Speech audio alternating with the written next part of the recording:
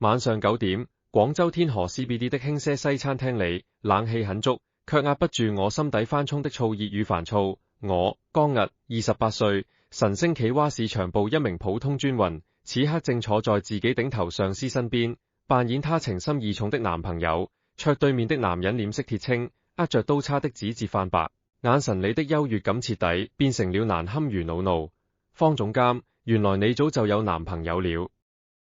既然如此，何必浪費我2個小時的時間？男人語氣冰冷，滿是被氣灑的憤懣。坐在我身側的方宇軒微微抬眼，這位30歲的市場部總監，平日你在公司曬罰果斷，氣場全開，此刻臉上只掛着一抹恰到好處的清冷愜意，姿態得體，挑不出半點毛病。抱歉，周先生，我和我男友感情一直很穩定，只是家裏一直不同意，逼着我出嚟相襯。我不想敷衍家人，只能出此下策，耽你時間了。這毒飯我來買單。他聲音輕柔，話語溫柔，可我太了解他了。這副溫順模樣，全是演給外人看的假象。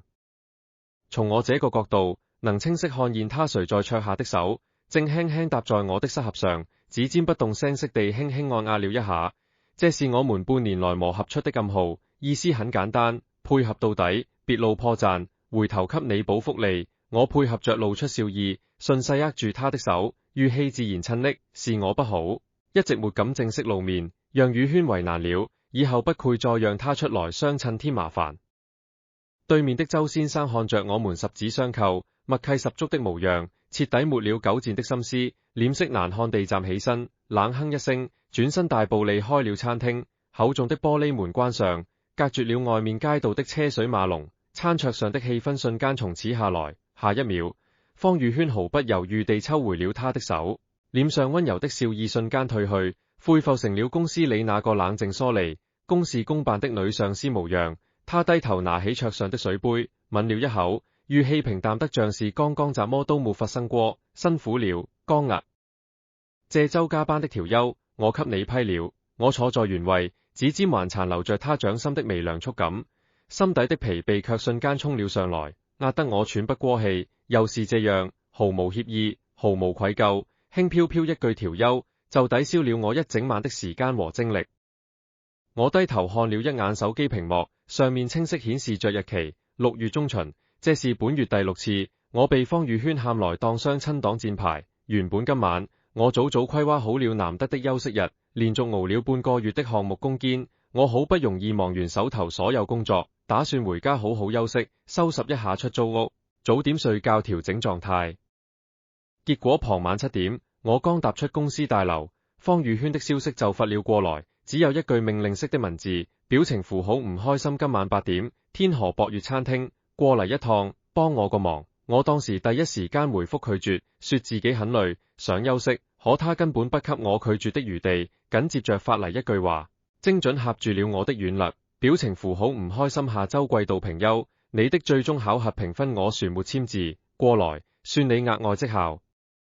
在職場裏，直屬上司的考核評分，就是底層員工的命脈。我家境普通，在廣州打拼多年，只想安穩上班，好好賺錢，不想惹事，不想被穿小鞋。面對頂頭上司的施壓，我沒有任何反抗的資本，只能妥協。我硬生生折返回家，換了一身得體的衣服，打車橫跨大半個城歐，趕來這裏配合他演一場荒唐的戀愛戲碼。全程2個小時，我陪着他應付一個素不相識的陌生男人，聽着對方居高臨下的擇偶標準，忍受着尷尬的對話，扮演着一個無中生有的男友。而這一切，僅僅是因為方宇軒不想被家裏安排的相親綁定，不想被迫接受那些功利又敷衍的婚戀選擇，怎麼不說話？不滿意。方宇軒見我沉默不語，抬眸看向我，眉眼間帶着一絲職場慣有的強勢與審視。我給你補1天調休，外加500塊績效補貼，足夠抵你今晚的時間了。公司裏多少人想爭取額外績效都沒機會。我抬眼看向他，看着眼前這個容貌精緻、能力出眾的女人。方宇軒確實優秀，30歲坐到市場總監的位置，年薪遠超公司大部分員工，長相、身材、能力樣樣拔尖。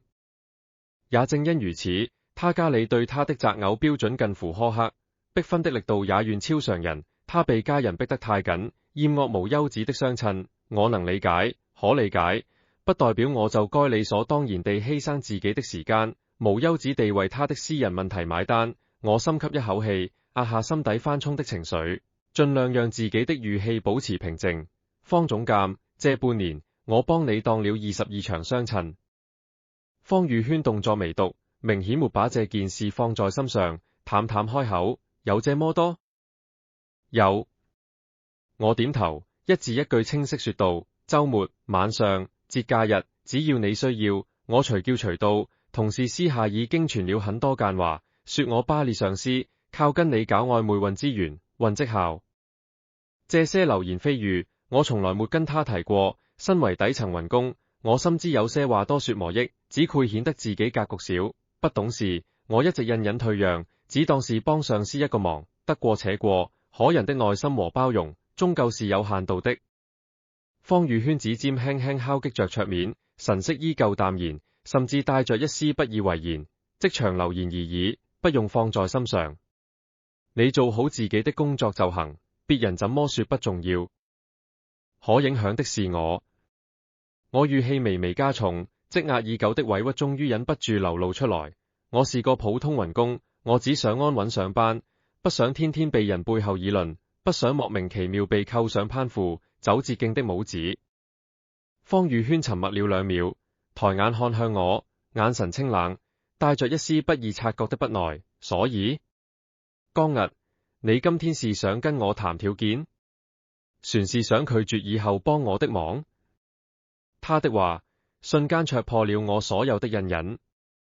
原來在他眼裏，我所有的犧牲，所有的退讓，所有被流言裹挾的委屈，都只是我在借機談條件。我看着他高高在上、理所當然的模樣，心底的別屈徹底暫緩。半年來，我一次次放下自己的私事，配合他荒唐的當箭牌遊戲。我犧牲休息時間，忍受職場非議，從未主動索要好處，只是單純覺得上司不易，能幫則幫。可他從頭到尾都只把我的付出當成一種職場交易，一種可以用條優和金剪隨意置換的便利。我不是談條件。我緩緩站起身，看着坐在對面的他，語氣褪去了所有遷就與溫和，只剩下極致的疲憊。我只是不想再幫了。方宇軒眉頭微蹙，清冷的臉上終於多出了幾分明顯的詫異，似乎沒想到一向聽話懂事、百般遷就我的，會當眾拒絕他。你確定？他盯着我的眼睛，語氣帶着職場裏慣有的威壓。下季度的重點項目，我本來打算讓你牽頭，你現在跟我說不想幫了，又是這樣。永遠是職場資源，永遠是前途要挾。那一刻，我忽然覺得無比可笑。在他眼裏，我們之間從來沒有半點人情，只有冷冰冰的上下級交易。我所有的體諒都成了可以被隨意拿捏的軟肋。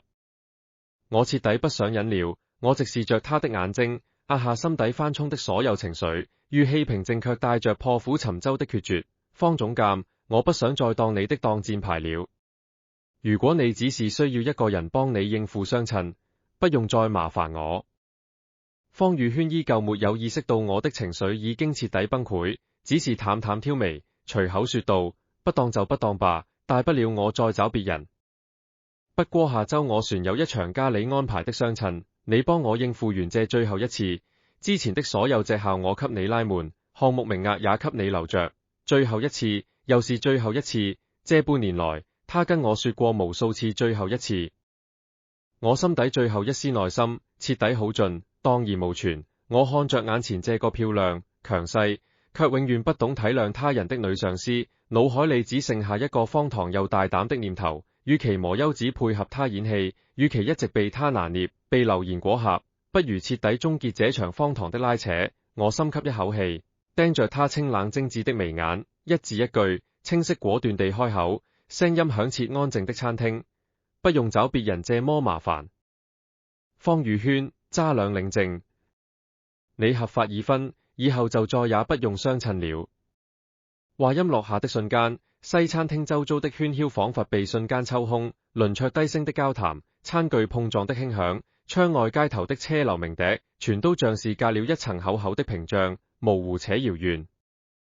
整張餐桌只剩下死寂的安靜。我說完那句話，自己都微微怔住了。領證，我跟我的直屬女上司方宇軒領證列婚，連我自己都覺得荒唐透頂。我今年28，在廣州打拼5年，老老實實上班，踏踏實實生活，從來不是衝動魯莽、肆意妄為的性格。今天佢說出這種話，根本不是一時引起的喜歡，純粹是被逼到了臨界點，徹底忍無可忍。半年時間，22場相親擋箭牌任務，我隨叫隨到，犧牲無數私人時間，剛着公司上下的流言蜚語，換來的從來不是體諒，而是他理所當然的拿捏和一次次無止境的消耗。我累了，也煩了。既然他永遠有下一次相襯，永遠有最後一次麻煩，那不如一勞永逸，領證合法夫妻，徹底斷掉他家裏的相襯安排，徹底終結我這工具人的命運。我盯着對面的方宇軒，心裏已經做好了預想。他大概率會拎住，隨即冷笑，覺得我放肆越界，敢跟上司開這種不知輕重的玩笑。之後佢訓斥我一毒，收回承諾的績效和項目名額，甚至往後在公司裏給我穿小鞋，徹底疏遠我。最呸的結果，無非就是工作受影響。比起半年來的別溫內耗，我已經不在乎了。我已經受夠了這種不上不下，被人隨意拿捏的日子。方宇軒坐在原位，背脊挺得不直，精緻清冷的臉容沒有任何多餘的表情。燈光落在他細膩的側臉，勾勒出利落的下頰線。那雙平日裏冷靜銳利的眸子，此刻一信不信地盯着我，1秒、2秒、3秒，整整3秒鐘。他沒有說話，沒有皺眉，沒有嘲諷，空氣靜默得讓人心慌。就在我以為他要開口訓斥，打破僵局的時候，他薄唇輕啟，吐出一句讓我大腦瞬間宕機的話，音色清淡，平穩無波，沒有半分玩笑的意味，字字清晰，雜在我耳邊震得人發麻。好，現在就去。我瞳孔驟然收縮，整個人徹底僵在原地。一瞬間，我甚至懷疑自己出現了幻聽。我怔怔地看着他，喉嚨微微發緊，半天沒反應過嚟。你說什麼？方宇軒抬眸，目光坦然且認真，沒有絲毫閃躲，完全不像在開玩笑。我說好，現在就去民政局領證。這一次聽得清清楚楚，一字不差。我徹底懵了。我剛才那番話，純粹是積壓太久的賭氣和吐槽，是破罐破摔的宣洩，是想徹底終結這段荒唐的擋箭牌關係。我從來沒想過他會答應，更沒想過他會毫不猶豫地立刻同意。他是方宇軒，30歲的市場總監，容貌出眾，事業成功，眼光極高，被優質相親對象層層追捧，眼界和層次都遠在我之上。而我只是他手下一個普通的部門專運，家境普通，資歷普通，薪資普通，是他可以隨意用績效和項目拿捏的底層雲工。無論從身份、地位、眼界來看，他都沒有任何理由答應我一句衝動之下的荒唐提議。你沒開玩笑？我下意識追問，語氣帶着難以置信的恍惚。方宇軒緩緩起身，拿起椅背上的外套，動作從容不迫，仿佛決定和我領證列婚，只是做了一件微不足道的小事，平淡得不能再平淡。我從來不拿這種事開玩笑。他低頭整理了一下衣角，目光重新落回我身上。你提出的領證，我同意了。一勞永逸，確實省事。我看着他冷靜至極的模樣，心裏越發慌亂。省事？列婚是一輩子的大事，在他嘴裏，居然只是一句省事。我站起身，下意識伸手按住桌面，穩住自己紛亂的心神，語氣嚴肅了幾分。方總監，我剛才是氣話，我只是不想再當你的擋箭牌，不是真的要跟你領證列婚。我必須把話說清楚，不能就這麼稀里糊塗把自己搭進去。可方宇軒根本沒給我反悔的機會，眼神堅定，態度決絕。我當真了。他邁步往前走，路過我身邊時，微微停頓，側頭看向我，清冷的聲音帶着一絲不容拒絕的強勢。剛毅，是你開的口，現在別想反悔。我喉裂滾動，一時間竟不知道該如何反駁。確實，話是我說的，提議是我提的，可誰能想到，一向理智高冷，凡事精打細算的方宇軒，會在這種事情上如此草率地答應下來。現在晚上9點多，民政局早就下班了。我下意識找借口推脫，試圖讓這件事不了了之，就算要辦，也得等到明天工作日。我心裏暗自篤定，等到明天，他冷靜下來，大概率就會反悔。成年人深夜的衝動，睡一覺就會消散，這荒唐的鬧劇自然也就結束了。可方宇軒完全不按常理出牌，淡淡開口：我知道，今晚辦不了。他拿出手機，抬手點開日曆，指尖快速滑動，精準鎖定時間。明天周一，工作日，民政局上午9點準時上班。我明天早上8點準時在你小歐樓下等你。我徹底傻眼，他不僅沒有反悔的意思，甚至已經把後續所有安排都敲定好了。我看着他冷靜規劃的模樣，心裏五味雜陳，又懵又亂，旋有一絲說不清道不明的別扭。我原本只是想擺脫工具人的身份，結果硬生生給自己捅出了天大的簍子。走出西餐廳，夜晚的晚風撲面而來，帶着廣州夏夜的濕熱，吹得我頭腦發脹。街邊燈火璀璨，車水馬龍，熱鬧的夜景襯得我此刻的心境格外荒誕。我們兩人並肩走在人行道上，全程沒有多餘的交流，氣氛壓抑又詭異。以往每次配合他演完戲，他都會主動開口，要麼說工作，要麼說補償，從來不會這般沉默。走了將近100米，我終於忍不住再次開口，試圖理性溝通，徹底打消他這個荒唐的念頭。方總監，你冷靜一點。離婚不是小事，是一輩子的事，不能這麼人氣。我很冷靜。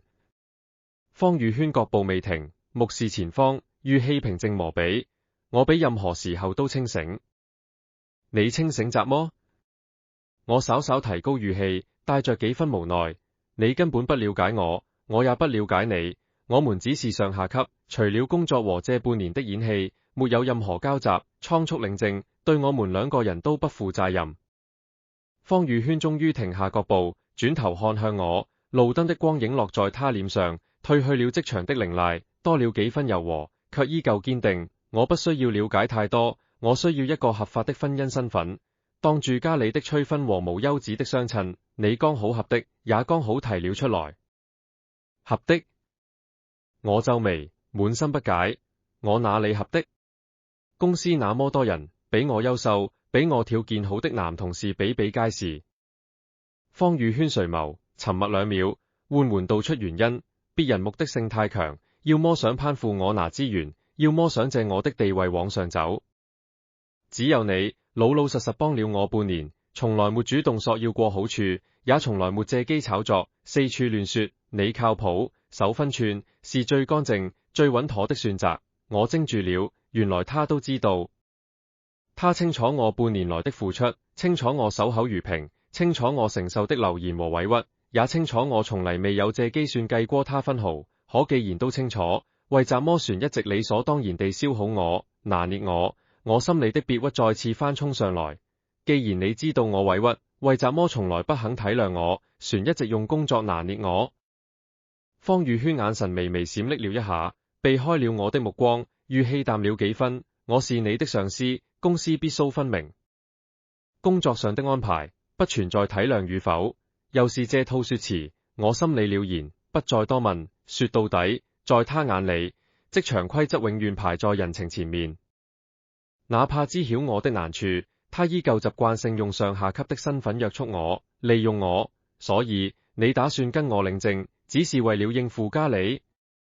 我最後確認一遍，是。方宇軒答得乾脆利落。領證之後，我們可以約定印婚。公司裏依舊是上下級，私下互不干涉生活，不用履行夫妻義務，互不拖累，只是對外和對雙方家人扮演合法夫妻即可。他甚至已經提前規劃好了所有細節，冷靜得讓人心裏發寒。我看着他理智到近乎冷漠的模樣，忽然覺得無比可笑。一場婚姻被他拆解成了一場精準、穩妥、零風險的交易，可偏偏這場交易是我自己衝動開口換來的。如果我明天不來呢？我盯着他，試圖逼退他。方宇軒抬眼看向我，眼底帶着一絲篤定。你會來，江逸，你性格我很清楚，你不喜歡欠人，更不喜歡出爾反爾。既然話說出口，你不愧反悔。這一刻，我徹底沒了脾氣。他太懂我了，他清楚我的善良，我的底線，我的原則，甚至清楚我所有的軟肋和處事方式，所以才敢如此肆無忌憚地賭一把。夜風呼嘯而過，吹亂了心水。我沉默了很久，最終緩緩吐出一口氣，聲音沙啞：方宇軒，你真的很敢賭。賭我不愧反悔，賭我願意陪他演這場一輩子的大戲，賭我願意用一場婚姻換他的清靜自由。他看着我，眸光沉沉，語氣帶着一絲磨人察覺的執拗。我從來不賭未把握的事。簡短一句話，暗藏心意，可我此刻心水紛亂，根本無從深究。行。我最終點頭，帶着破釜沉舟的無奈。明天早上8點，我等你。大不了就當是一場荒唐的契約婚姻，總好過我日復一日當工具人，磨優子被消耗，被拿捏。哪怕前路未知，哪怕荒唐離譜，也比現在的別屈內好要好。方宇軒眼底似乎掠過一絲極淡的笑意，快得讓人無法捕捉。他輕輕點頭，好，明天見。隨後我們各自打車返程。坐在出租車上，看着窗外飛速倒退的霓虹燈火，我全程腦袋空空，一片混亂。晚上10點回到出租屋，我洗漱完畢躺在床上，依舊毫無睡意。手機屏幕亮起，是方宇軒發嚟的消息，只有短短一句，表情符號唔開心，明天帶好身份證、戶口本，別知道。我盯着屏幕看了很久，指尖懸在半空，最終只回了一個字，表情符號唔開心好。關掉手機，我仰面躺在床上，望着天花板，心底滿是荒誕如恍惚。我只是想擺退當箭牌的命運，可我萬萬沒想到，我隨口一句賭氣的領證提議，真的要把我的女上司變成我的合法妻子。躺在床上的5個小時裡，我腦子裡反覆回放昨晚街邊的對話，每一句都清晰無比。我說領證，他說好，現在就去。我本來以為這只是成年人一時衝動的氣話，睡一覺天亮就會自動作廢，可直到天邊泛起魚肚白，我看着手機裡方宇軒那條冰冷的提醒消息，才不得不承認，他是真的當真了。早上7點半，廣州清晨的陽光溫和透亮，褪去了夏夜的燥熱。我翻出壓在衣櫃最底層的戶口本，指尖觸碰到暗公式的封皮，心裡依舊充滿不真實的荒誕感。我爸媽去年就催過我談戀愛結婚，但從來沒逼過我半句，一直讓我順其自然，安穩度日。他們怎麼也不會想到，自己老老實實上班的兒子，會在毫無預兆、毫無戀愛基礎的情況下，直接領證結婚。而且結婚對象全是我的直屬頂頭上司。8點整，手機準時彈出消息：方宇軒，我在你小歐門口。沒有多餘的語氣，沒有詢問，更沒有反悔的試探，一如既往的乾脆強勢。我深吸一口氣，把戶口本和身份證塞進包裡，換了一身乾淨的休間短袖，推門下樓。小歐門口的路邊停着一輛乾淨素雅的白色轎車，車窗半降，方宇軒坐在駕駛位上。他今天沒有穿職場乾練的西裝套裙，換了一身簡單的白色 T 恤和淺色長褲，長髮隨意披在肩頭，褪去了平日總監的凌厲氣場，多了幾分普通人的溫柔從詞。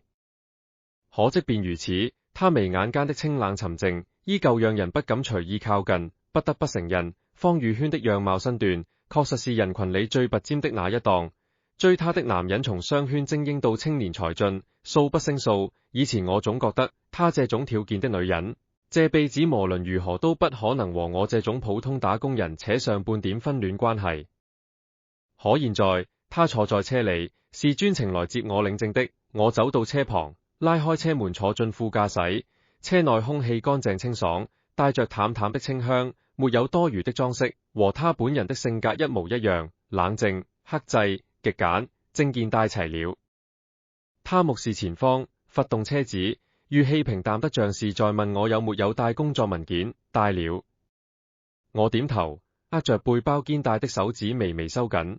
方總監，最後問你一次，你確定不反悔？我依舊不死心，想再確認一次。哪怕到了此刻，我心裡依舊覺得這一切太過荒唐。不該就這樣草率定論。方宇軒則眸掃了我一眼，眼神平靜無波。我從不做反悔的決定。婚姻不是工作項目。我忍不住開口，語氣帶着幾分無奈。工作錯了可以改，可以復盤，可以重來。婚姻不是人氣。他聞言，輕輕勾了勾唇角，笑意很尖，帶着一絲不易察覺的自嘲。對我來說，現在的婚姻比工作簡單多了。工作需要權衡利弊，費心周旋，結婚只需要擋掉麻煩，僅此而已。我瞬間失語。是啊，對他而言，這場婚姻從頭到尾都只是一場精準的避險，是擺退家庭催婚，應付無休止相親的最優解。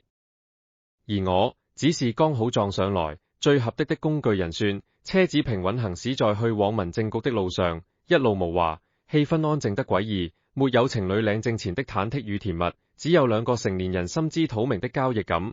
我們之間沒有情話，沒有憧憬，沒有未來規劃，只有一份心照不宣的臨時契約。9點整，車子停在民政局門口。工作日的民政局人不算擁擠，偶爾有幾對年輕情侶牽手說笑，滿眼都是對新生活的期待，和我們兩人的僵硬沉默形成了極致的反差。我們並肩走進去，全程保持着半米的距離，客氣、疏離、互不親近，看上去完全不像是來領證結婚的情侶。填表、複印證件、排序、初審資料。工作人員全程微笑辦理手續，看着我們的眼神帶着習慣性的祝福，每一句恭喜都讓我心裏格外別扭。到了拍照環節，攝影師笑着提醒兩位靠近一點，放鬆一點，笑一笑，結婚證件照要好看一點，留一臂指的。我身體僵硬，下意識往旁邊挪了半寸，身旁的方宇軒微微側身，肩膀輕輕靠了過來，髮絲不經意間擦過我的肩頭，一股淡淡的清香縈繞鼻尖。下一秒，他抬手輕輕捏住我的袖口，力度很輕，帶着無聲的提醒。我瞬間反應過嚟，配合着微微側身，擺正姿態，對，就這樣，看鏡頭，笑一下。快門按下的瞬間，我嘴角扯出一抹僵硬至極的笑意。我完全不知道這張照片拍出來會是怎麼樣子，只知道自己的心情複雜到了極點。10分鐘後，公式的結婚證遞到我們兩人手中，薄薄的兩本紅本子，分量卻重得下手。我低頭看着證件上的合照，照片裏的我拘謹僵硬，而方宇軒眉眼清秀，神色平靜，臉上帶着一絲恰到好處的溫柔，看起來竟有幾分般配。可只有我自己知道，這張合照背後是一場荒唐又離譜的契約婚姻。從這一刻起，我的頂頭上司，那個掌控我績效、拿捏我工作、讓我別屈半年的女總監，成了我法律意義上唯一的妻子。好了，事情落地了。方宇軒接過屬於他的那本結婚證，隨手放進隨身的包裏，動作淡然，仿佛只是辦完了一場普通的公司手續，沒有絲毫波瀾。他轉頭看向我，語氣鄭重，正式敲定我們的婚後規則。現在，我們把約定說清楚。我抬眼看向他，凝神聽着。第一，全程印婚，公司裏、社交圈裏，我們依舊是普通上下級關係，未人會知道我們領證的事。工作狀態保持不變，我依舊是你的上司，公事公辦，不會因為婚姻關係偏袒你，也不會刻意鉗對你。第二，私生活完全獨立，不住一起，不互相打擾，不干涉彼此的社交和生活，沒有夫妻義務，不用履行情侶責任，各自賺錢，各自生活，互不拖累。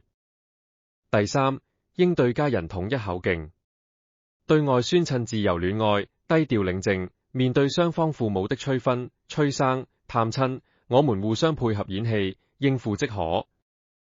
第四，時效暫定2年，2年之後，若無意外，和平離婚，好聚好散，互不糾纏，不擔彼此未來。4條規則，條理清晰，邏輯縝密，利弊分明，滴水不漏。聽完這一切，我心裡只剩一種說不出的寒涼與荒謬。別人結婚是一生一世，滿心歡喜，奔赴未來。我們結婚，定好期限，劃清邊界，規避責任，連分開的時間都提前敲定好了。我看着他冷靜理智的側臉，輕聲開口：你好像早就準備好了所有預案。方宇軒坦然點頭。昨晚回去我就梳理好了。既然是契約婚姻，就要規則明確，避免後續麻煩，也避免你我心態失衡。那你有沒有想過，我可能不同意2年之期？我盯着他的眼睛問道，他眸光微獨，淡淡回應，你沒有不同意的理由。這場婚姻本來就是為了解決你的困擾，徹底終列你當箭牌的麻煩，我也借此擺退相襯催婚，我們各取所需。各取所需，又是這4個字，冰冷又現實，我無話可說，只能點頭應下，行，我同意。事已至此，木已成舟，我再糾結，再抵觸都沒有任何意義。走出民政局，陽光灑在身上，暖得有些刺眼。方宇軒收起所有情緒，恢復了平日你的幹練模樣。今天周一，正常上班。這件事到此為止，不苦對外透露半個字。回公司之後，立刻回歸正常上下級狀態。知道。我應聲。回去的路上，車廂氣氛更加壓抑。短短半小時車程，我腦子裏翻嚟覆去想了很多事，想過去半年的別屈消耗，想昨晚的衝動賭氣，想剛剛落地的婚姻契約，想未來2年的別扭相處。我怎麼也想不到，自己忍了半年的當箭牌折磨，最後是以這種極致荒唐的方式徹底終結。上午10點，我們準時回到神星企蛙公司，一進公司大門，熟悉的職場氛圍撲面而來，忙碌的同事，敲擊鍵盤的聲響，開會的交談聲，一切都和往日別無二致。沒有人知道，就在剛剛過去的1個小時裏，公司高冷嚴苛的女總監和部門最不起眼的普通專運偷偷領證裂婚了。回到工位，我剛打開電腦準備處理工作，隔壁工位的同事就湊了過來，一臉八卦地低聲調侃：江逸，昨晚你又陪方總監出去了？我看有人在天河商圈看到你們倆了，這回又是去幫忙當相襯的吧？我指尖一讀，心底莫名升起一股複雜的情緒。換做以前，我只會無奈苦笑，敷衍糊弄過去，但現在，我看着屏幕上空白的工作文檔，心裏只剩一個念頭：從今往後，我再也不用當任何人的當箭牌了，因為那個需要我擋掉所有相襯、所有追求者、所有催婚壓力的女人，已經徹徹底底、合法合規地成了我的妻子。只是這份婚姻藏在陽光之下，藏在所有人看不見的地方，只有我和他心知肚明。工位前方，總監辦公室的玻璃門半開着，方宇軒端坐辦公桌前，一身職業正裝重新上身，眉眼凌厲，氣場全開，已然變回了那個高高在上、公事公辦的市場總監，仿佛今早和我領證、和我約定2年契約婚姻的溫柔平靜，從未出現過。可我口袋裏靜靜躺着的公式裂婚證，卻時時刻刻提醒着我，這場荒唐的人生轉折真的開始了。領證後的第一天上班，我全程都帶着一種極致的割裂感。眼前的方宇軒是殺伐果斷、公私分明的市場部總監，坐在工位上的我是他手下最普通的一名專員。所有人眼裏，我們只是關係平淡的上下級，甚至因為我常年被他喊去私下幫忙，不少人覺得我只是個隨叫隨到的工具人。但只有我清楚，口袋裏那本紅本本徹底改寫了我們的關係。早上的部門例會，方宇軒站在會議桌前，條理清晰地排布本周工作，語氣冷硬公正，沒有半分私人情緒，目光掃過眾人時，平平淡淡掠過我，沒有絲毫停留，完美踐行了他定下的隱婚規則。我心裏稍稍鬆了口氣。或苦是我想多了，以他的自制力，完全可以把私人感情和工作徹底剝離。我們的契約婚姻絕不配在公司露出半點破綻。可我默默沒想到，破綻從來都藏在細微的習慣裏。例會結束，各小組散開對接工作，一份緊急的活動策劃案需要加急修改，下午就要提交給甲方。按照公司慣例，這種核心加急任務向來是交給部門資歷最深、效率最高的老雲工負責。方宇軒翻了一眼任務清單，當眾開口：這份方案交給江逸牽頭修改，老陣你輔助配合。話音落下，辦公室瞬間安靜了半秒。老陣是部門元老，入職5年，經驗遠比我豐富。這種加急優質資源落到我頭上，本身就不合常理。周圍幾個同事瞬間抬眼，目光裏帶着明顯的詫異和探究。我心頭猛地一緊，當即出聲推脫：方總監，我手頭還有2個跟進項目，怕兼顧不過嚟，船事讓老陣主導更穩妥。我很清楚這份任務意味着雜麼，做好了能直接拿到季度最優績效，是實打實的晉升加分項。以往方宇軒偶爾私下補償我，都是小額績效，調優這種不起眼的福利，從未這般明目張膽地給我傾斜核心資源，這是在主動給我招非議。方宇軒卻淡淡抬眼，語氣不容置喙：你的文案風格貼合甲方審美，效率更高，不用推脫，手頭的項目我讓其他人接手。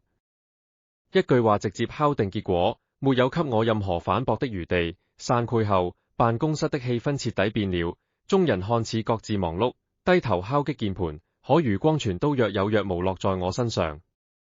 細碎的議論聲開始在工位間悄悄蔓延。奇怪了，這種加急優質單，怎麼時候輪得到江屹了？船能為怎麼，人家跟方總監關係不一般敗。之前就天天喊他私下幫忙，隨叫隨到，現在直接公開偏心了。流言蜚語像細密的鉗，一根根扎過來。以往的間話只是調侃我是擋箭牌、愛巴列上司，可從今天開始，味道徹底變了，變成了實打實的職場抹黑。所有人都認定我是靠着不正當關係走捷徑闖資源、闖機會。我坐在工位上，滾身僵硬，心裏又氣又無奈。明明是他自己定下的規矩，公私分明，絕不偏袒，結果轉頭就親手打破規則，把我推到風口浪尖。午休時分，辦公室同事大多外出吃飯，只剩零星幾個人留守。我攢着文件，徑直走到總監辦公室門口，輕輕敲門進去。方宇軒正低頭審閱報表，指尖快速滑動屏幕，見我進來，頭都沒抬。方案有問題？沒問題。我壓着心底的情緒，語氣盡量平靜。方總監，你為怎麼要把這份加急任務給我？他終於抬眸，神色淡然：你的能力匹配，僅此而已。公司裏比我匹配的人很多。我直視着他：你明明知道現在同事留言已經滿天飛了，你這樣做只會讓我更難立足。我們昨晚說好的公私分明，你忘了？面對我的質問，方宇軒神色微沉，放下手中的鼠標，背靠在椅背上，帶着職場上司獨有的強勢。江屹，工作安排是我的職權範圍，我根據雲工能力分配任務，不需要看別人臉色，更不需要顧及流言。可所有人都會覺得我在靠你走捷徑。我微微提高語氣，積壓的委屈再次翻衝。我熬了5年，一步步充實習生做到正式專運，每一份成績都是我自己拼來的。我從來不想靠任何人偏袒，更不想被人背後指指點點，說我攀附上位。這是我最在意的底線。我可以接受辛苦，接受加班，接受普通，唯獨接受不了自己的努力被全盤抹殺，被人用齷齪的取測定義所有付出。方宇軒沉默了2秒，眼底掠過一絲浮雜的情緒，快得讓人找不住。我只是不想委屈你。他低聲開口。我瞬間一驚，不想委屈我。他這一句輕飄飄的話，直接推翻了我所有的認知。既然不想讓我委屈，為怎麼之前半年，船要一次次消耗我的時間，拿捏我的情緒，任由我被流言裹挾？你現在說不委屈我了？我忍不住自嘲一笑。那之前我一次次犧牲休息時間幫你當雙襯，被全公司調侃巴列你的時候，你怎麼不說不委屈我？方宇軒眼神微僵，避開了我的目光，語氣重新冷硬下來。以前是職場安排，現在是工作分配，兩碼事。又是這樣，永遠能完美避開重點，用規則堵住我的所有自問。我徹底沒了爭辯的力氣，看着他冷漠的側臉，一字一句道：方總監，如果你非要這樣偏心我，那我們的隱婚約定根本擁持不住。你這是在故意害我。我沒有害你。他抬眼看向我，眼神執拗。我只是給你應得的資源。你能力夠，只是平時太過低調。我只是幫你拿回本該屬於你的機會。話不投機半句多。我忽然發現，我們之間最大的矛盾，從來不是雙親黨戰牌的拉扯，而是師翁的偏差。他以為的補償，是給資源、給機會、給績效。可我想要的，只是清清白白、踏踏實實，不被特殊對待，不被流言蜚語的安穩職場環境。我不需要這種特殊補償。我語氣決絕，以後麻煩你公事公辦，正常對待我，不要偏袒，也不要特殊打壓。說完，我不再看他，轉身直接走出了辦公室。我本以為這場爭執到此為止，可下午發生的一件事，直接讓職場流言徹底引爆。下午3點，甲方臨時改了需求，要求新增3個創意板塊，時限緊，難度大，整個部門都未人願意接手，老員工紛紛找借口推脫，生怕出錯背鍋。方宇軒數視全場，最後目光還是落在我身上。江毅，你來對接調整。這一刻，所有同事的目光齋查查鎖定我。嘲諷、鄙夷、看熱鬧的神色交織在一起，眾人心裏的想法不言而喻。看吧，好處給他，背鍋的活也給他，誰讓他跟總監關係不一般？下班前半小時，公司內部的小群徹底炸了鍋，無數匿名消息刷屏，字字句句都在抹黑我，說我靠不正當關係上位，靠着討好女總監拿資源、背任務，甚至有人造謠我早就跟方宇軒私下曖昧不清大半年。我看着手機屏幕，只覺得滾身發冷。我隱忍半年的付出，在所有人眼裏都變成了刻意攀附的算計。傍晚下班，我收拾東西準備離開，方宇軒卻在眾人面前當眾叫住我：江毅，留一下，今晚加班復盤方案，我陪你對接。這句話落下，最後一點避嫌的餘地徹底消失。我站在工位前，迎着所有人探究的目光，心底的別屈和憤怒徹底積攢到頂點。我終於明白，我們草率領證的荒唐婚姻，不僅沒有讓我解退，反而讓我徹底陷入了更深的職場漩渦裡。而我和方宇軒的第一次激烈爭吵，已經無可避免，加班到晚上9點，整層辦公樓只剩下我和方宇軒2個人。窗外的廣州夜色深沉，霓虹鋪滿樓宇，辦公室裡只剩下鍵盤敲擊的輕響，氣氛壓抑得讓人喘不過氣。白天那場爭吵旋倒在我心口，加上公司漫天的流言，我全程沉默，只顧埋頭修改方案，沒有主動和他說一句話。方宇軒也沒有主動答話，安靜坐在對面審閱文件，看似一如既往的冷靜從容，卻時不時抬眼瞥我，眼底藏着一絲不易察覺的別扭。白天我當眾拒絕他的偏袒，強硬劃清界限，算是徹底掃了他身為總監的面子。換做以前，他早就公事公辦，冷臉問責，可今天他全程隱忍，甚至默默陪着我加班趕進度。臨近10點，最終版方案發送給甲方，收到對方確認通過的回覆後，我才長長舒了一口氣，抬手游了游發脹的太陽穴。我收拾好電腦，準備直接下班逃離這片壓抑的地方。剛站起身，方宇軒的手機突然急速響起，打破了辦公室的沉寂。他看了一眼嚟電顯示，原本從詞的眉眼瞬間緊繃，臉色肉眼可見地沉了下來。我餘光瞥見屏幕上的備註：馬，不用多想，一定是催婚的事情又來了。方宇軒置疑2秒，按下接引鍵，語氣盡量放柔和：喂，馬。電話那頭的聲音穿透力極強，即便沒有開免提，我也能隱約聽到急速強勢的質問，語氣帶着不容置喙的逼迫。我問你，這一周為怎麼推掉所有相襯？人家介紹的優質男生，條件樣樣拔尖，你憑怎麼看都不看？我跟你說，這周我已經幫你約好了3個，明天開始挨個言，不苦再推脫。熟悉的催婚話術，是壓在方宇軒身上多年的枷鎖。我站在原地，動作頓住，心底五味雜陳。這一刻，我忽然理解了他所有的偏執與荒唐。在外，他是殺伐果斷、掌控一切的女總監；可在家人面前，他只是一個被不斷催婚、被婚戀綁架的晚輩，連自己的人生選擇權都沒有。方宇軒捏着手機的指尖微微泛白，隱忍道：馬，我不用相襯了。不用，你30歲了不結婚，不談戀愛，想單身一輩子。我跟你爸明天親自去廣州，我倒要看看你到底在固執什麼。電話那頭的語氣越嚟越強硬，沒有給他絲毫反駁的餘地。方宇軒沉默良久，像是終於扛不住常年的逼迫，低聲吐出一句石破天驚的話：不用來了，我已經領證裂婚了。辦公室瞬間安靜，我瞳孔微縮，直直看向他的側臉，滿心錯愕。他居然直接坦白了，電話那頭驟然失聲，安靜了幾秒，隨即爆發出更大的質疑：你說怎麼裂婚了？跟誰？怎麼時候的事？你簡直胡鬧！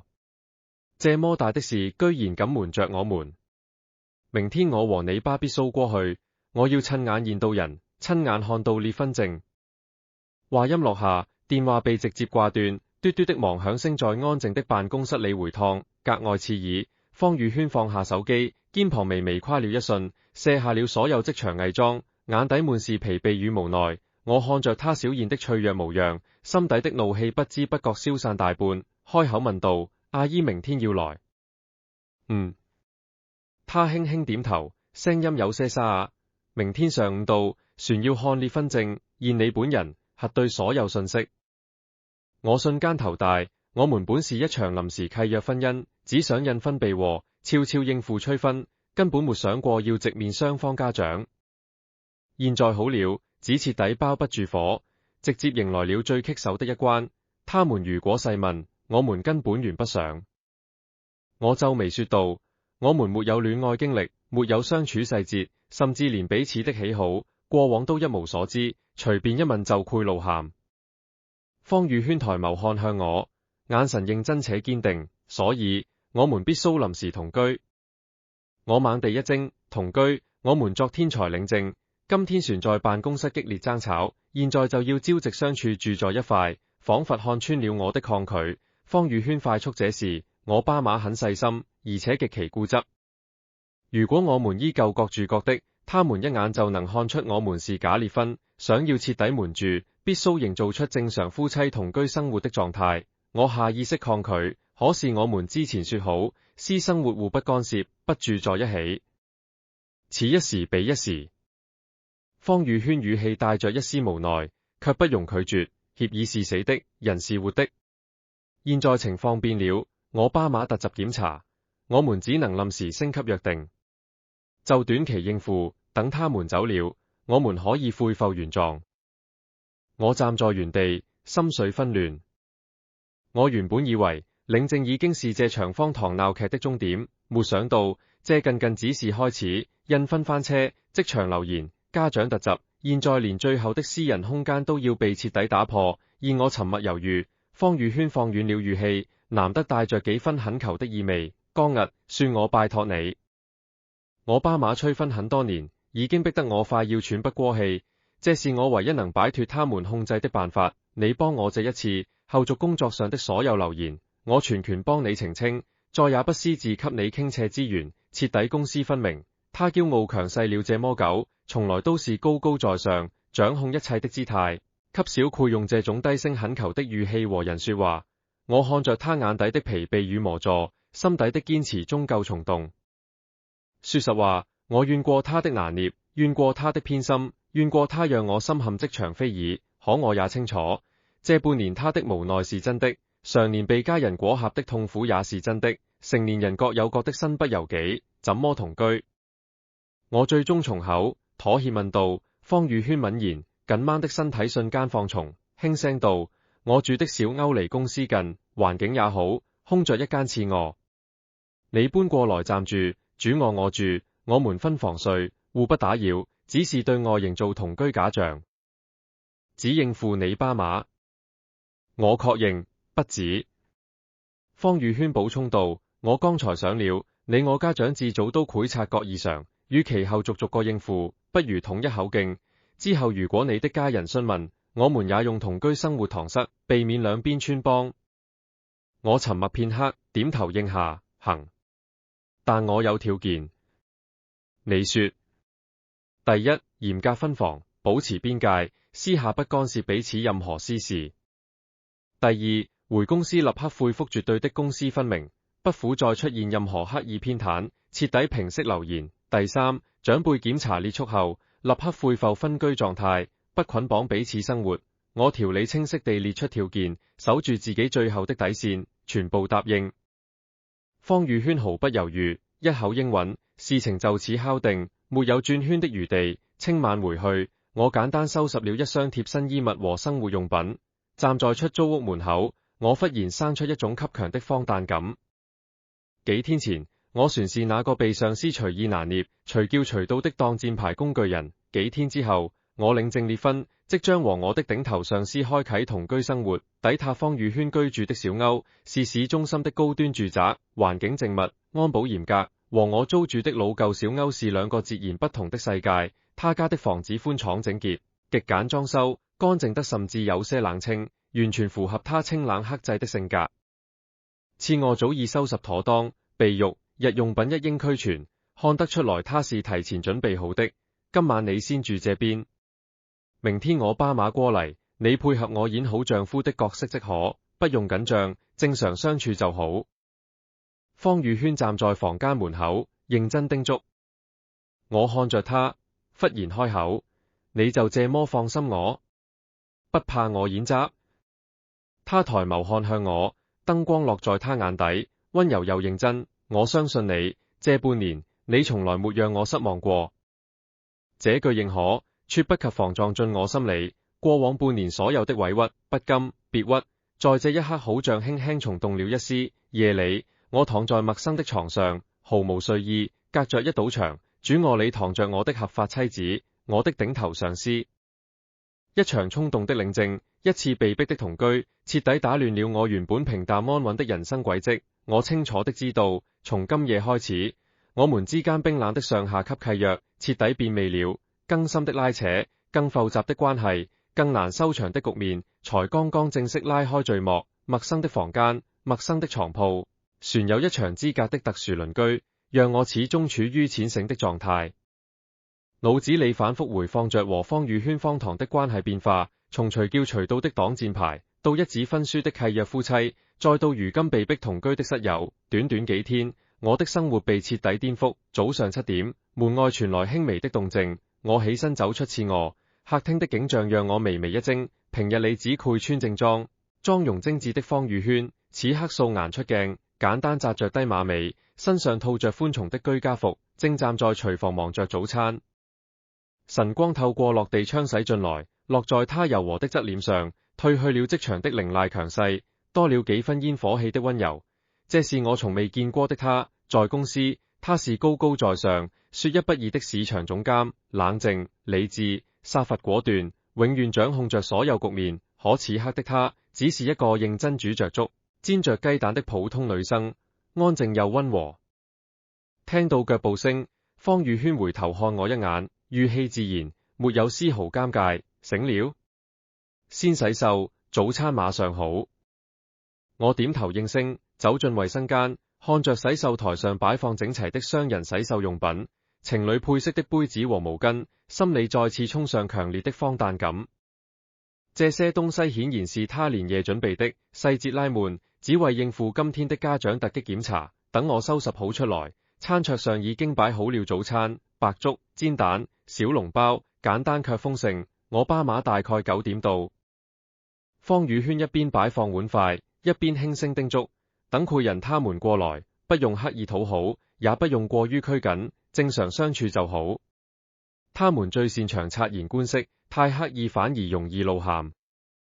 知道。我坐下，拿起筷子。他們主要賄問雜麼？我提前心裏有個數，無非是戀愛過程、工作收入、未來規劃。方宇軒語氣微微沉了幾分，尤其是我媽，她一直希望我嫁入家境優渥的家庭，對你的條件大概率不會滿意，說話可能會有點難忍，你別往心裏去。我挑眉，你提前給我打預防鉗，是怕我當場翻臉。方宇軒抬眸看我，眼底帶着一絲無奈，我是怕你委屈。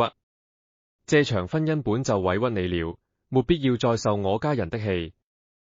他這句話說得真誠，沒有半點敷衍，讓我心頭微微一動，不得不承認，褪去上司的身份，褪去交易的外殼，方宇軒其實並不算難相處。他強勢、愛面子，習慣性掌控局面，卻也心思細耨，懂得顧及別人的情緒。早餐全程安靜簡單，沒有多餘的對話，卻莫名不尷尬。吃完飯後，我主動收拾碗筷，走進廚房清洗。回頭時，恰好看見方宇軒站在客廳窗邊，拿着手機翻看照片，神色落寞。我下意識多看了兩眼，屏幕上是一張張相襯男生的資料截圖，密密麻麻堆滿了相冊。原來這就是他這幾年的生活，磨優子的相襯，磨優子的思算，被家人磨優子的安排人生，連一絲喘息的機會都沒有。這一刻，我忽然徹底理解了他。他為怎麼偏執地需要一個擋箭牌？為怎麼會衝動答應我荒唐的領證提議？為怎麼寧願和下足契約裂婚，也不願繼續被家人擺布？看似光鮮強勢的女總監，背地裏一直被原生家庭的婚戀枷鎖死捆綁，活得身不由己。8:50，門鈴準時響起，方宇軒身體瞬間緊繃，眼底掠過一絲不易察覺的緊張。哪怕他早已做好萬全準備，可面對家人，依舊藏不住心底的怯懦。這是我第一次看見他不自信、不強勢的樣子。來了，他低聲說了一句，深吸一口氣，調整好狀態，快步走去開門。門外站着一對氣質儒雅的中年夫婦，正是方宇軒的爸媽。兩人拖着行李箱，眼神銳利，進門第一時間就掃視整個房間，帶着審視的意味。尤其是方母，目光快速掃過客廳、餐廳，最後落在我身上，上下打量，帶着明顯的挑剔和審視。叔叔、阿姨，我禮貌開口打招呼。方父旋算溫和，笑着點頭回應。方母卻只是淡淡了一聲，沒有半分熱情，徑直走到沙發坐下，開門見山，人我現到了，裂婚證拿出來我看看。語氣直接強硬，沒有絲毫寒暄，像是在核查一份不合格的項目報表。方宇軒上前一步，從容拿出兩本裂婚證帶過去。方母接過仔細翻看，一串一串核對照片、信息，確認不是偽造之後，臉色依舊沒有好轉，反而越發凝重。這麼大的事，居然瞞着我們私自領證，方宇軒你真是越嚟越能耐了。媽，我年紀不小了，我的婚姻我可以自己做主。方宇軒語氣平靜，卻帶着一絲不易察覺的倔強。自己做主？方母瞬間拔高語氣，你自己做主就是隨便找個下足裂婚，我們給你安排的青年才俊，哪個條件不比他好？你這是任性，是糟蹋自己。刺耳的話語直白砸下，毫不顧及我的感受。我站在原地，心裏沒有惱怒，反而格外平靜。我早就預料到這個場面，普通家境、普通職位的我，在他們眼裏確實配不上光鮮亮麗的方宇軒。可下一秒，方宇軒直接當在我身前，第一次當眾強硬反駁他的母親。條件再好也不是我想要的。他脊背挺直，語氣堅定，剛毅踏實穩重，人品端正，比那些只配炫耀家世條件的男人靠譜百倍。我要嫁的是人，不是條件。我微微一怔，看着他纖細卻挺拔的背影，心底莫名一暖。這是第一次有人在我被人輕視、被人挑剔的時候，毫不猶豫站出來擁護我。方母被罪得如菜，臉色一陣青一陣白，怒氣更盛。你懂怎麼？婚姻就是門當戶對。你現在一時衝動，以後有你後悔的。我不後悔。方宇軒寸步不讓，父女兩人沉默旁觀，全程沒有插話，顯然早已習慣母女二人這種無休止的爭執。為了避免場面徹底僵持，我的時開口，語氣溫和得體。阿姨，我知道你是擔心宇軒受委屈。我條件普通，但我會好好照顧他，尊重他，不會讓他受半點委屈。以後我會努力打拼，給他安穩的生活。我的沉穩態度稍稍緩和了現場的僵硬氣氛。接下來的2個小時，方母全程花式試探，詢問我的家庭情況、薪資收入、買房規劃、未來發展。問題刁鑽又現實，每一句都在權衡我的價值。我一一如實回答，不卑不亢，不刻意誇大，也不自卑閃躲。期間，為了演好真實夫妻的樣子，方宇軒佢自然地靠在我身側，佢悄悄給我帶水，佢在我回答問題時輕輕挽住我的胳膊，動作熟練自然，沒有半分刻意。肢體接觸的瞬間，觸感溫熱，我心跳莫名亂了一拍。直到中午吃飯，一家人坐在餐桌前，方母依舊沒有停下試探，話裏話外都在暗示我配不上方宇軒，言語間悶是不悶，全程下來，方宇軒始終護着我，一次次幫我解圍，一次次反駁他母親的功利想法，看着他據理力爭、眉眼倔強的模樣，我忽然徹底看清了一切。他答應和我領證，不僅僅是為了躲相襯，他是想爭退原生家庭的控制，想擺退被安排好的人生，想到一次自己選擇的婚姻，而我恰好是那個恰逢其時、乾淨靠譜、不愧算計他，只愧默默包容他的人選。飯後，父母短暫休息，我和方宇軒收拾碗筷走進廚房，狹小的空間裏，避開了長輩的視線，氣氛瞬間柔和下來。我看着他微微泛紅的眼角，輕聲開口：你沒必要為了我跟阿姨吵這麼兇。方宇軒低頭洗着碗筷，聲音輕輕的，帶着一絲疲憊：不是為了你，是為了我自己。我受夠了他們安排我的人生，受夠了所有人都只看條件，不看人心。他抬眸看我，眼底褪去了所有強勢，只剩下柔軟的軟肋。剛毅，你是不是覺得我很任性？我搖頭，認真回答：不是，我只是第一次發現，你也愧累，也愧身不由己。這句話落下的瞬間，方宇軒動作驟然停頓，他怔怔地看着我，眼底翻衝着複雜的情緒，有驚訝，有動容，旋有一絲藏不住的委屈。這麼多年，所有人看到的都是他的高位，他的強勢，他的光鮮。從來沒有人懂他的疲憊，沒有人理解他的身不由己。我是第一個。空氣安靜下來，曖昧的氛圍悄然滋生，縈繞在兩人之間。我忽然意識到，我們之間冰冷的契約關係，在這場聯手應對家長的試探與對視裏，早已悄悄變了質。廚房狹小的空間裏，水氣氤氳，溫度悄然攀升。我方才那句你也愧累，也愧身不由己，像是猝不及防戳中了方宇軒心底最深的軟肋。他整個人僵在原地，握着抹布的手停在半空，澄澈的眼眸裏翻衝着複雜情緒，有震驚，有酸澀，旋有一絲壓抑多年的委屈。客廳傳來方母低聲抱怨的動靜，不滿他草率結婚，不滿我的家境普通，字字句句都透着功利與挑剔。可此刻的密閉廚房裏，安靜得只剩下我們兩人的呼吸聲，外界的嘈雜仿佛被徹底隔絕。這幾天的相處畫面在我腦海裏快速閃過。人前，他是高高在上、殺伐果斷的市場總監，掌控着整個部門的工作節奏，冷靜得近乎冷漠。人後，他被原生家庭捆綁，常年活在催婚的壓力裏，被迫應付無數敷衍的相襯，看似強勢獨立，實則孤獨又無助。我一直以為，這場婚姻從頭到尾都是我在單方面妥協，被迫犧牲，是我被他拿捏，被他消耗。可直到此刻，我才徹底看清，真正被困住的人，一直是他。這麼多年，未人懂你。我輕聲開口，打破沉默。方宇軒垂眸，避開我的視線，低頭慢慢擦拭台面，聲音輕得像一陣風。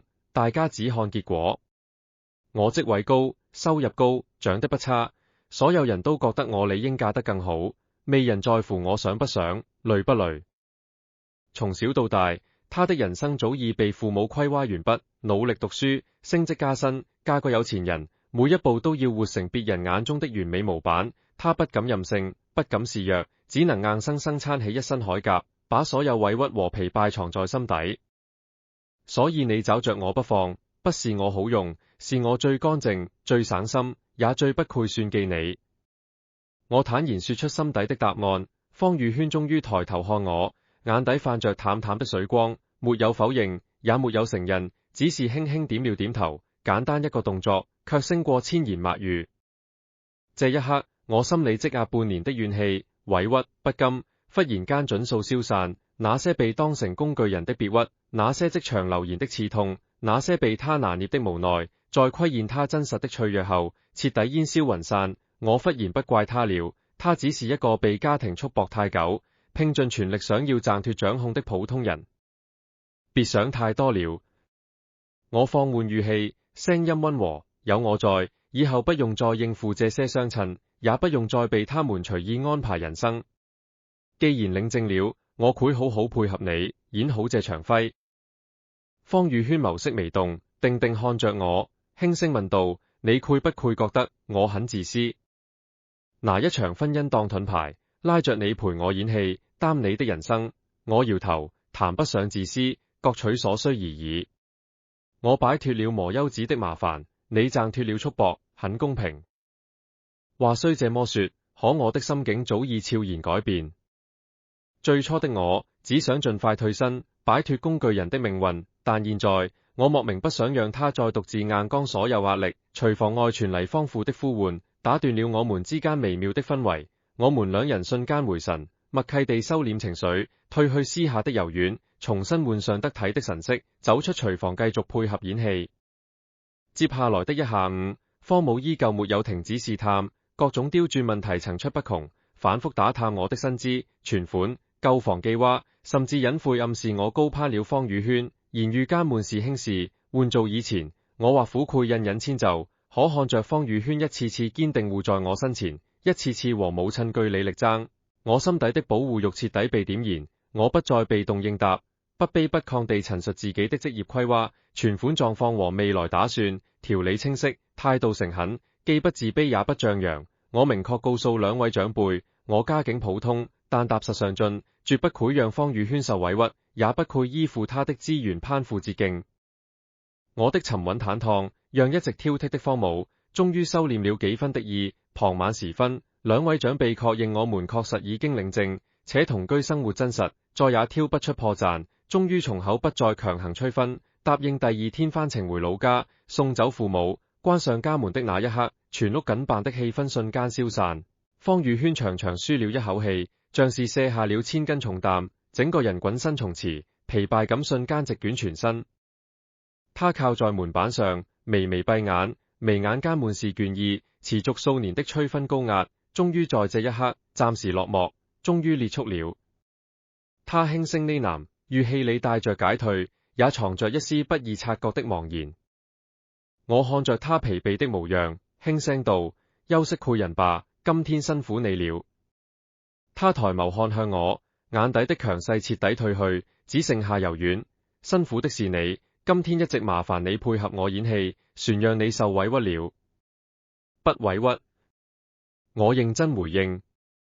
空氣再次安靜下來，密閉的空間裏只剩下兩人溫柔的對視，曖昧的氛圍悄然蔓延，比白天更加濃烈。我清晰地察覺到自己的心態徹底變了。這場始於衝動、始於交易的契約婚姻，已經在日復一日的相處、一次次的拼肩應對裏，悄悄變質。晚上，我們依舊分房居住。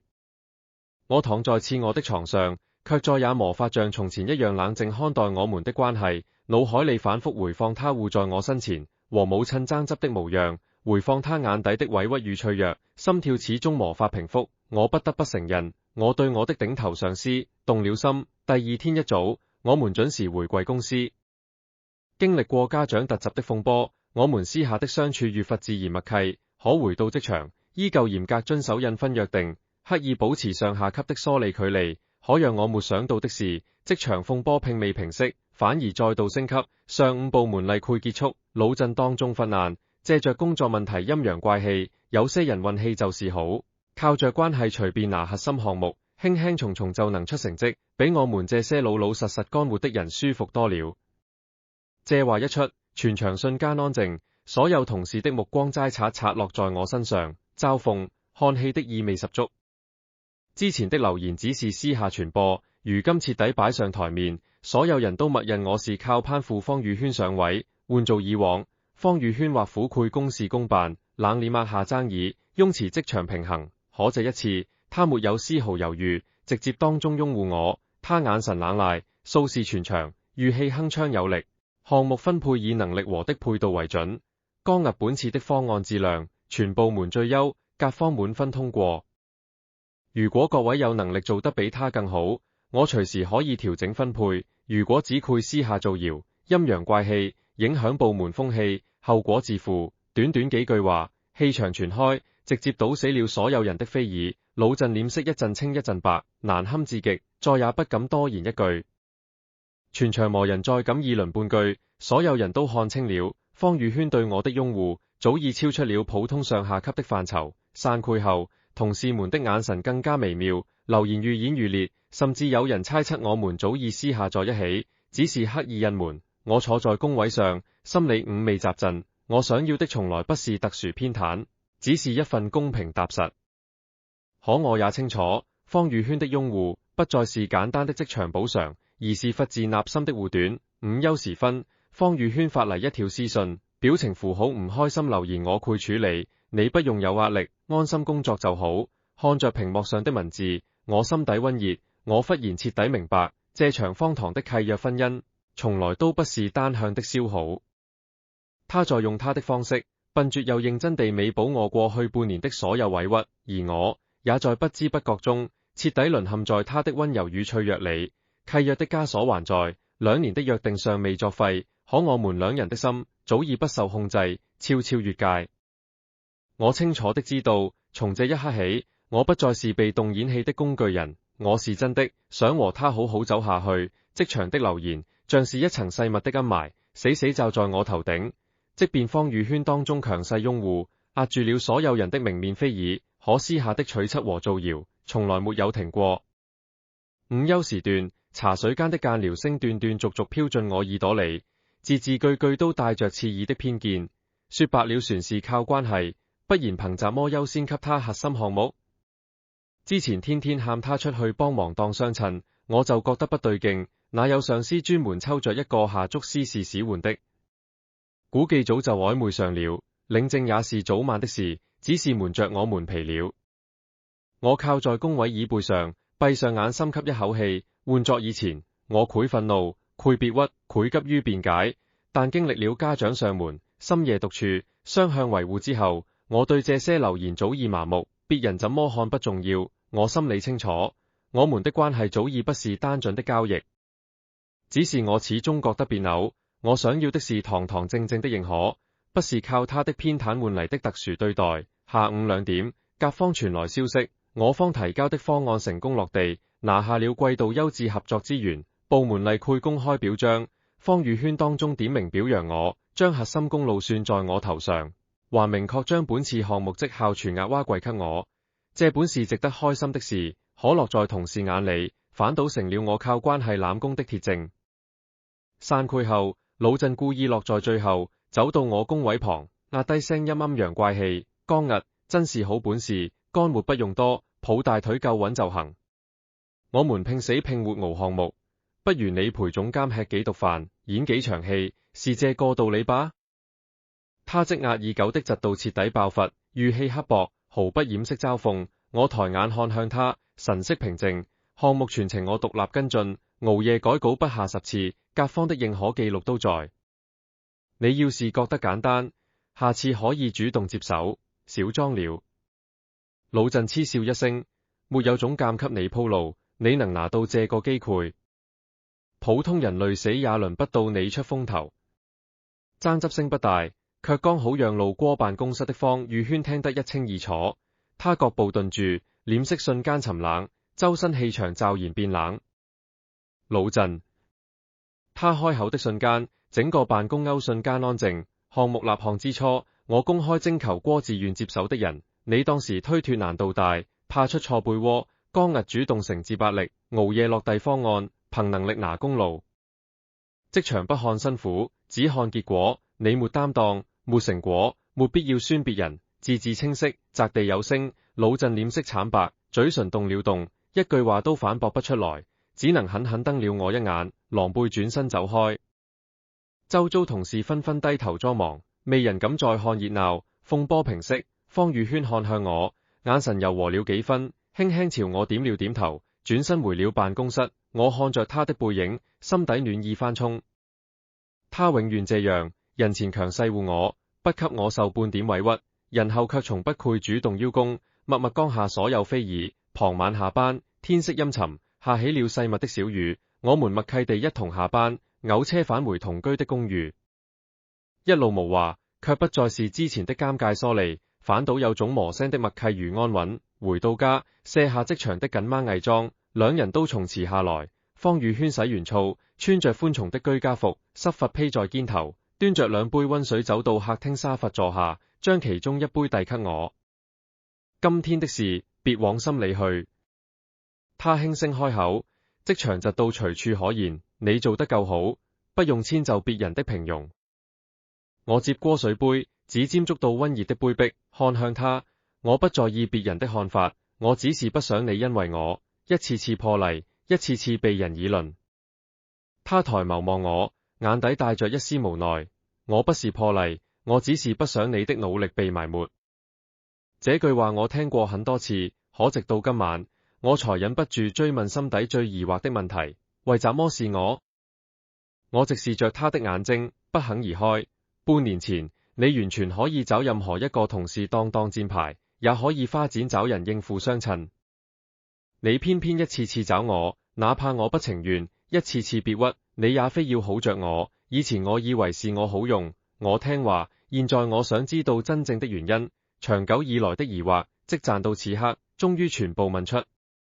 方宇軒身形微僵，眼神躲閃，第一次在我面前露出慌亂磨躁的樣子。他沉默了很久，客廳只剩下窗外淅淅瀝瀝的雨聲，我沒有催促，靜靜等待他的答案。良久，他輕輕嘆了口氣，像是徹底放下了所有偽裝和驕傲，輕聲坦白：因為我喜歡你。短短5個字，輕輕落在空氣裡，卻瞬間擊中我的心臟，讓我滾身一震。我瞳孔微縮，怔怔看着他，大腦短暫空白。從1年前就喜歡了。他垂着眼，聲音輕柔卻無比認真。你剛轉嚟市場部，接手最難的復盤項目，未人願意接的爛攤子，你默默熬夜做完，不倉工，不抱怨，不攀附。我觀察了你很久，你踏實、乾淨，待人溫和，是我在職場裡見過最純粹的人。我是你的上司，身份懸殊，我不敢表露，怕影響你的工作，怕被你抵觸，更怕辦公室流言毀了你。所以我只能找最笨拙的方式靠近你，借着當箭牌的名義，一次次找你、見你、靠近你。我知道這樣很自私，知道這樣會消耗你，讓你受委屈，可我控制不住自己，我徹底拎住了。原來所有的理所當然，所有的刻意使喚，所有的私人打擾，從來都不是因為我好用，是他小心翼翼藏了1年的暗戀。你每次幫我當完相襯，默默忍受流言，從不對外亂說的時候，我都看在眼裡，心裡又愧疚又心動。他抬眸，眼底帶着淺淺水光。那天晚上你賭氣說領證，我凌那3秒，不是猶豫，是不敢相信。我怕了這麼久的事，居然從你嘴裡說了出來。我怕你反悔，怕你只是一時衝動，所以我立刻答應，連夜定下所有規則，哪怕只是契約婚姻，我也想找住這次機會。這一刻，所有的謎團全部解開。我終於明白，為什麼他清楚我的委屈，卻依舊不停使喚我；為什麼他從不給別人特殊機會，唯獨一次次偏袒我；為什麼他寧願賭上自己的婚姻，也要答應我荒唐的提議。不是交易，不是利用，是他藏在心底不敢言說的深愛。過往半年所有的別屈、不甘、困惑，在這一刻盡數煙消雲散，取而代之的是空涌的心痛和動容。他身為高高在上的總監，明明可以擁有無數選擇，卻偏偏把最純粹、最笨拙的溫柔全部留給了我。剛毅，他看着我，語氣帶着一絲忐忑和卑微。我知道我方式錯了，我不該用上司的身份綁架你、消耗你，讓你受了這麼多委屈。如果你現在後悔了，我們可以提前解約離婚。我不會糾纏你，也不會影響你的工作。他連告白之後，都在小心翼翼顧及我的感受，生怕困住我、擔我。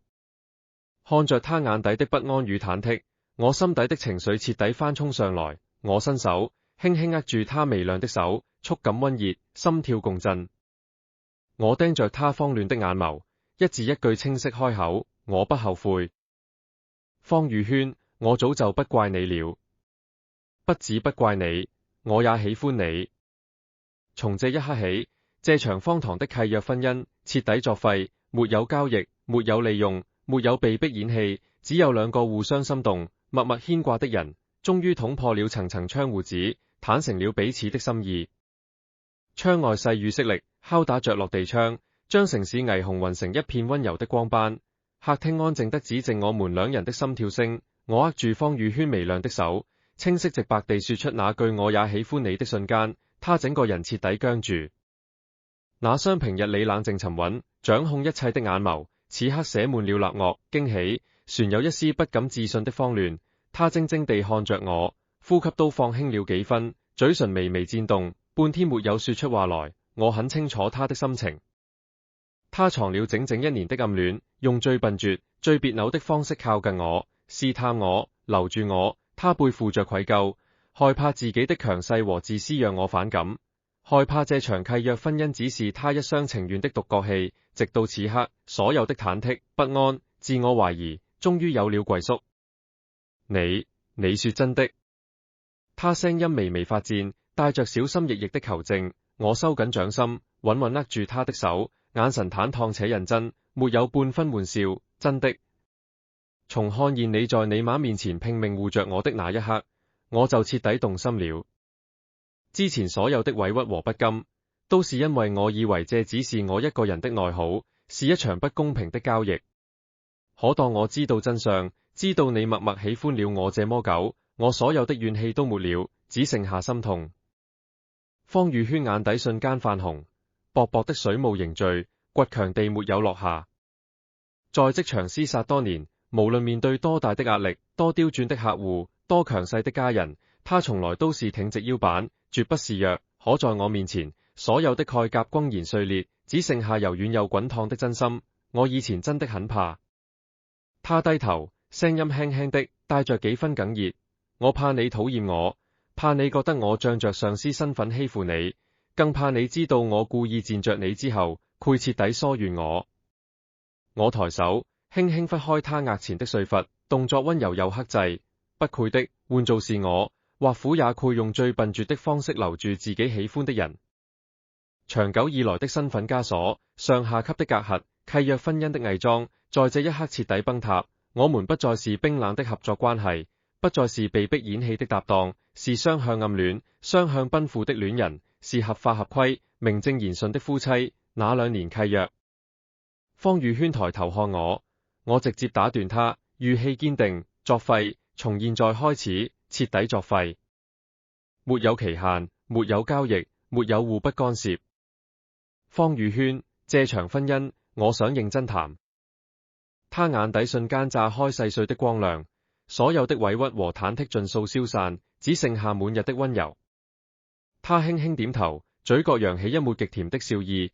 這是我第一次看見他發自內心、毫無克制的笑容，乾淨又明媚，勝過窗外所有夜色風光。那一晚，我們沒有再提工作，沒有再聊規則，只是安靜坐在沙發上，聊着彼此從未說出口的心事。我終於知曉，1年前我剛入職接手爛項目，熬夜加班的那段日子，他一次次深夜留在辦公室，默默看着我忙碌，悄悄幫我修正漏洞，規避風險。我每次被同事孤立調侃，他都看在眼裏，只是礙於上司身份不能明目張膽擁護，只能默默給我補償。他頻繁讓我當箭牌，不是拿捏，只是貪戀為數不多可以光明正大靠近我的機會。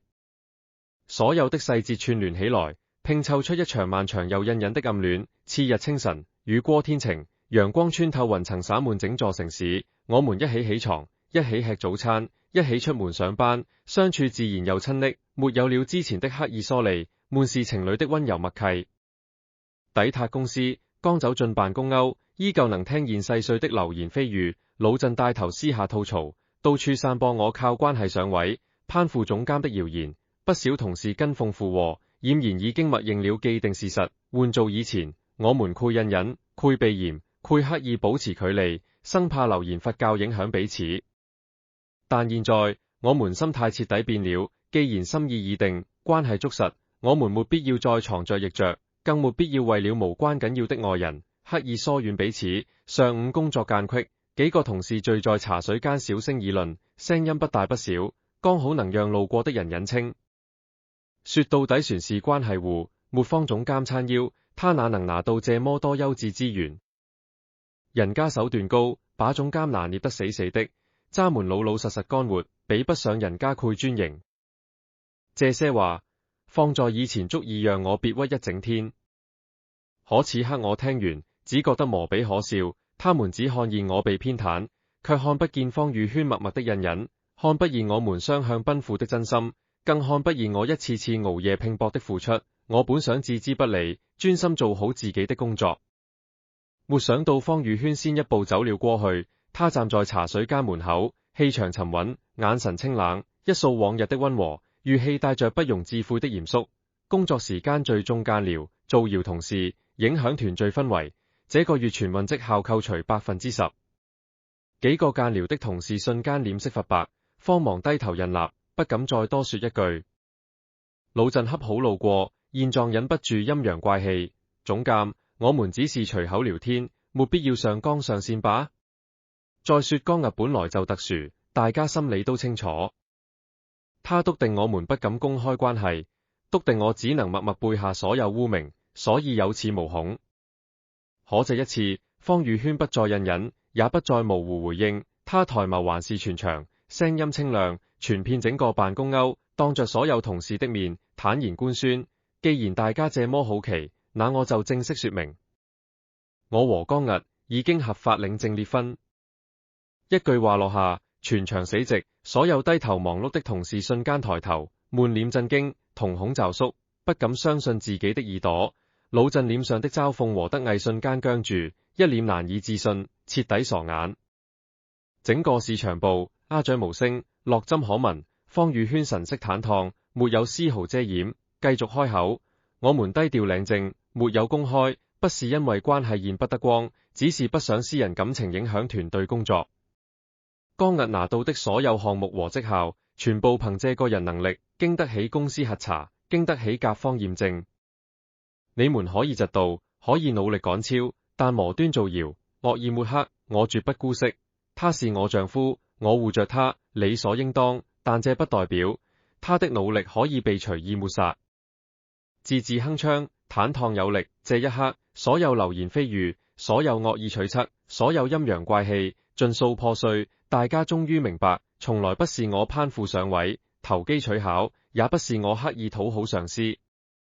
是雙向喜歡，是光明正大的偏愛，是名正言順的守護。老陣臉色慘白如紙，站在原地無比難堪，全程啞口無言。原本跟風造謠的同事紛紛低下頭，滿心愧疚，再也不敢多看我一眼。